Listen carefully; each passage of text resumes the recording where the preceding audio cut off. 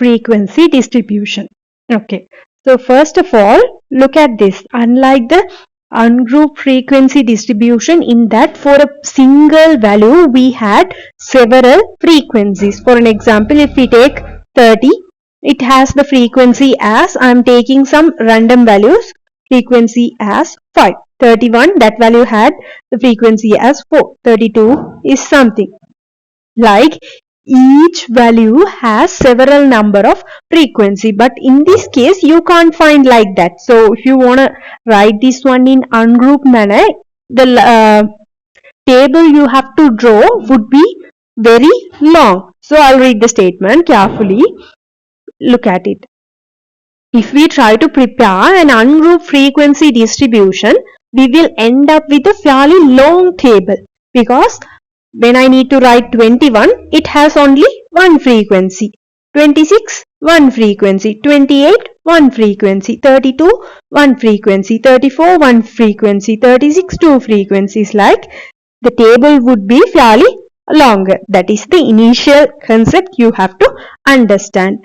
Thereafter, in such instances, we consider the range of data set and prepare a table of intervals such that each data value belongs to exactly one of the intervals. These intervals are called class interval. A frequency distribution prepared using class interval is called as group frequency distribution. So, for that one, yeah, that's not possible. We can't draw that much long table. We didn't have that much enough space in our book or in the paper. So we have to make them as groups. Okay? We have to make them as groups. By groups, we can easily indicate them. For an example, I'll take the first group as, first, let's find the range, since we have to understand whether we can draw an ungrouped frequency distribution or not. That is not suitable. We are clear with that. So definitely we have to make them as group for further calculation. So initially, if you determine this one belongs to group frequency distribution, find the range of this data or frequency distribution. 83 minus 21. 83 minus 21, that will give you 62. 62 is the range. Totally how many values we have? Totally there are 30 values. So 62 is the range. For an example, I will take each interval class width. I will explain what is meant by class width. Okay, class width as 10. Okay, each class width as 10. Yeah, group data distribution. We determine this would be the method we are going to follow. For that, the initial step is range. Why we are making them as group is to reduce our workload. For an example, for ungrouped manner, if we write, we are clear with that. Okay, X and F. 21, it has only one frequency. 26 as one frequency, 28 as one frequency, 32 one frequency. It is kind of waste of time. That's why I am going to make them as groups. It's mostly we are using the class interval. Okay, class interval as 10. I will explain why we are taking 10. That's for our ease. Okay, that's for our easy simplification. So I will take the minimum value is 21. I'll take 20 to 29 as a class interval. Why we are taking 20 to 29? There are several suitable values. No, mostly in 20 to 29, what are the values? 20 is there, 21, 22, 23, 24, 25, 26, 27, 28 and 29. Okay, these are the values belongs to this particular class interval. Class interval means in this interval how many values we have which belongs to this interval in the given frequency distribution? 1, 2, 3. There are 3 values only belongs to this interval. If not, we have to write 21 one frequency, 26 one frequency, 28 one frequency. To avoid that complexity, we made some groups. So the group is called as class interval. This is our class interval. Class interval. Usually the class interval we are taking as 10. Okay, most of the occasion we are taking it as 10 because that is a little bit less confused than other methods, because in other methods if you take 6 or 7 or 8 or 9, it's little difficult to divide or do further simplification. That's why we are taking 10 values. Class width. Class width. Class width means this is our class interval now. How many values belongs to this interval? When you look at that 29 to 20, you will think only 9 values belongs to this interval. Not exactly 9. There are totally 10 values belongs to this interval. Carefully take a look. 20, 21, 22, 23, 24, 25, 26, 27, 28, 29. Okay. Class width is 20, 10. Okay. The next thing, why I am finishing this with 29? Usually we are writing 20 to 30, 30 to 40, 40 to 50 as 10 multiples. But here I did 20 to 29. Why was that? Because in the previous class also I explained I am taking 20 to 29 as an interval and 30 to 39 as an interval. Okay, that's fine. Likewise, rather than using these, I am taking one more interval 20 to 30 and another interval contain 30 to 40. Here there is a conflict that in these intervals we can clearly classify what are the values belongs to this interval. Only 10 values. What are them? 20 to 29. So starting from 30 to 39 belongs to our next interval. But here the conflict is 30 is in here in the first interval and second interval. So if I have a value as 30 or 40 as a 10 multiple, this belongs to which interval? Because both contain 40. Here also 40, here also 40. So here there is a conflict. 40, that value belongs to which person or which interval? So that's why we are not taking 10 multiples as class interval.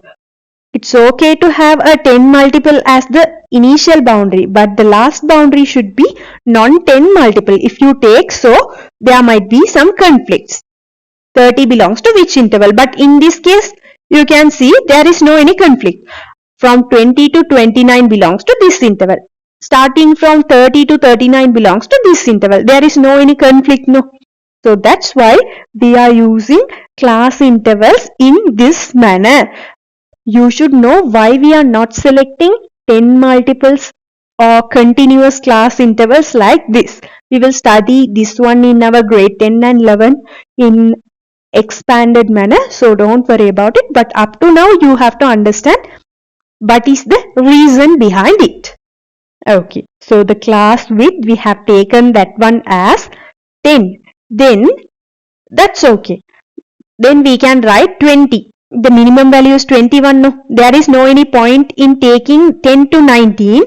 You have to be clear with this because there is no any frequency belongs to this class interval in the given frequency distribution. So no need to take this one. You can starting from the suitable value. Okay, most suitable value. 20 to 29 is needed.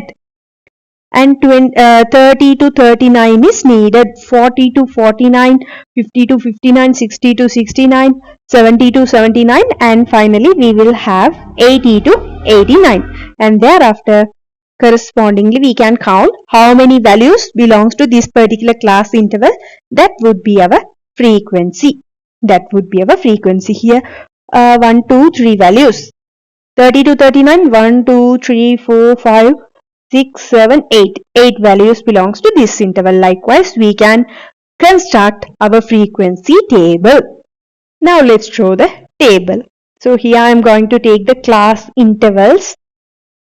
Class intervals. and then its corresponding frequency. Frequency means number of values belongs to that interval. First 20 to 29 and 30 to 39.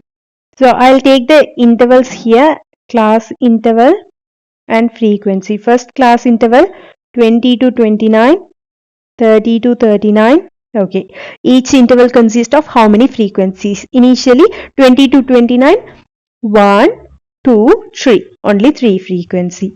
And 30 to 39, 1, 2, 3, 4, 5, 6, 7, 8.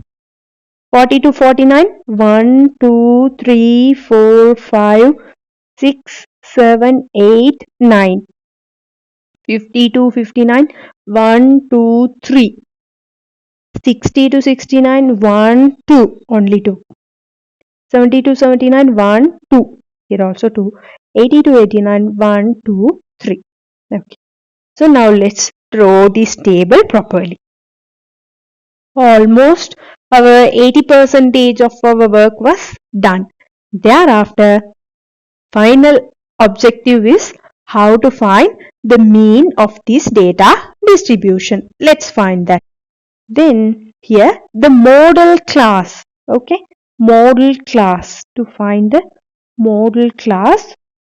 Okay, mode. What is meant by mode? Okay, in ungrouped frequency distribution we are using the term mode, but in group frequency distribution we are using model class, because we have class intervals now. Which one has the highest number of frequency, that would be our model class. In usual cases, which one has the highest frequency would be our mode, but in class intervals, which one has the highest number of frequency, that particular class interval would be our model class. So look at this, it has the highest number of frequency, so this interval would be our model class interval. 40 to 49. It's better to keep these intervals inside a pair of brackets. In one of the case I found something 40 to 49. This is class interval 40 to 49. One of the students subtracted and denoted this one as -9. Is it correct? No, it's not correct. Okay, here we are not doing arithmetic operations. This is indicating an interval. Okay, an interval. Frequency distribution interval. So be clear with that. This is the answer for model class. Next one is model class like median class. So totally how many frequencies were there? Let's count. 3 plus 8, it is 11, 20 and 30. 30. This is an even. Okay, this is an even numbered frequency distribution. So to find the median, position of the median, 30. Since it is even number, you can directly divide that by 2. It will give you 15th. So 15th position that contain the median. 15th position in ascending order contain the median. So its corresponding class here also not exactly the median.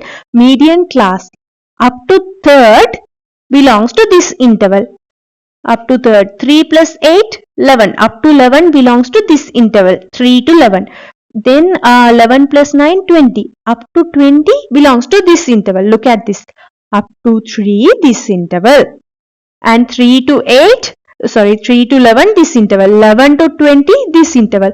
So the 15th position in the ascending order is positioned in this interval. So this would be our median class as well. 40 to 49